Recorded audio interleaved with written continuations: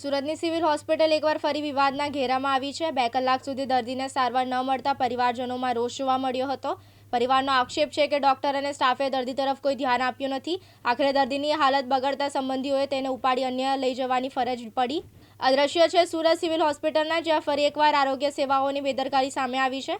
પરિવારજનોના જણાવ્યા મુજબ દર્દીને ઇમરજન્સી વિભાગમાં લાવવામાં આવ્યો હતો, પરંતુ 2 કલાક સુધી કોઈપણ પ્રકારની સારવાર શરૂ કરવામાં આવી ન હતી। પરિવાર દ્વારા વારંવાર વિનંતી કરવા છતાં ડોક્ટર અને હોસ્પિટલ સ્ટાફ દ્વારા દર્દી તરફ કોઈ ધ્યાન આપવામાં આવ્યું ન હોવાના આક્ષેપો છે। દર્દીની સ્થિતિ ગંભીર બની જતા પરિવારજનો અને સંબંધીઓમાં રોષ ફેલાયો હતો। છેવટે કોઈ સારવાર ન મળતા સંબંધીઓએ દર્દીને જાતે ઉપાડી અન્ય હોસ્પિટલમાં લઈ ગયા હતા। આ ઘટનાએ ફરી એકવાર સુરત સિવિલ હોસ્પિટલની વ્યવસ્થાઓ પર ગંભીર સવાલો ઊભા કર્યા છે। અગાઉ પણ સિવિલ હોસ્પિટલ સામે બેદરકારી અને અવ્યવસ્થાના અનેક આરોપો લાગી ચૂક્યા છે। હવે જોવાનું એ રહ્યું કે આ મામલે આરોગ્ય વિભાગ કોઈ તપાસ હાથ ધરે છે કે નહીં અને જવાબદાર સામે કાર્યવાહી થશે કે કેમ।